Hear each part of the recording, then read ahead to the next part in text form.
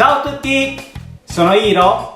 Oggi facciamo un dolce giapponese estivo. Vi presento come preparare Mizuyokan, gelatina di fagioli azuki. È un dolce giapponese classico a base di fagioli azuki. Per la ricetta di oggi usiamo questa marmellata di fagioli azuki, in giapponese anko. È un materiale essenziale nella pasticceria giapponese. L'avevo fatto in anticipo e conservato nel freezer.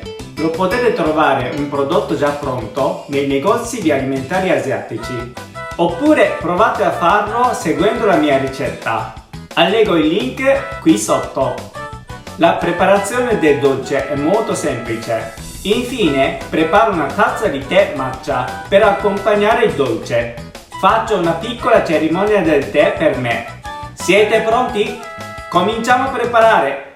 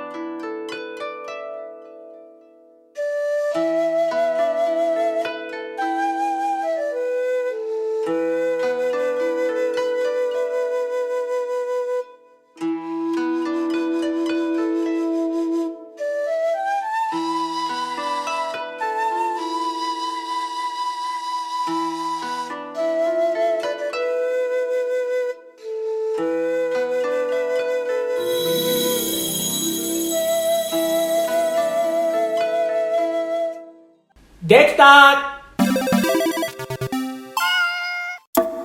Ora assaggio. Itadakimasu.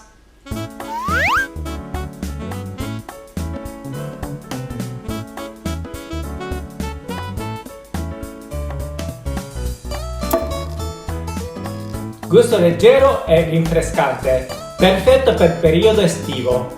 Ci sta bene col tè matcha bello amaro. Oggi ho fatto monoporzione, potete farlo con lo stampo più grande. Poi tagliate e servite in una piccola porzione. Provate la mia ricetta di Mizuyokan. Se vi è piaciuto questo video mettete mi piace e iscrivetevi per altre ricette. Ci vediamo alla prossima! Battane!